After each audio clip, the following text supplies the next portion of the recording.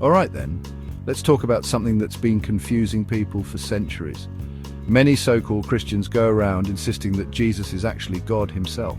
Now, if you've ever opened your Bible properly, you'd know that doesn't add up. Today, I'm going to walk you through this calmly, logically, and straight from the scriptures. No traditions, no man-made doctrines, just plain truth. First thing, Jesus himself makes it clear he's not God.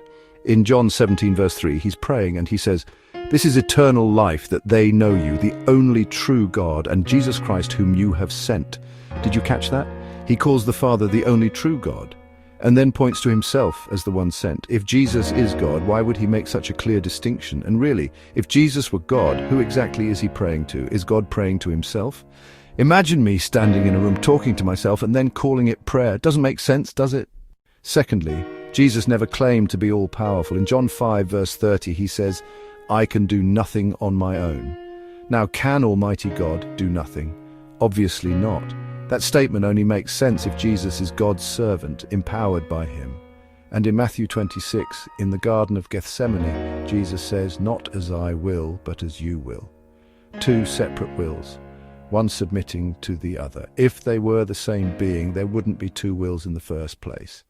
Let's not forget, Jesus was human. He got tired, hungry, and yes, he died. Now here's the big problem. God cannot die. 1 Timothy 1:17 says God is immortal, incapable of dying.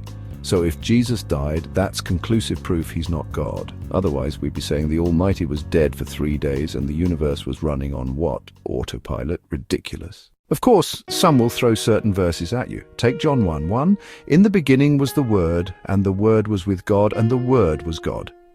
Now, in the Greek text, the phrase "the Word was God" doesn't mean Jesus was Almighty God. It can mean divine or godlike, someone from God, not God himself. Another one is John 10:30, "I and the Father are one." But then later in John 17:21, Jesus prays that his disciples may be one, just as he and the Father are one. He's clearly talking about unity of purpose, not being the same person. So there you have it. The Bible doesn't teach that Jesus is God. What it does teach is that Jesus is the Son of God, the Messiah, the Savior, and the perfect servant of the one true God, the Father. If we truly want to follow Christ, we have to believe what he actually said, not what later church councils and preachers invented.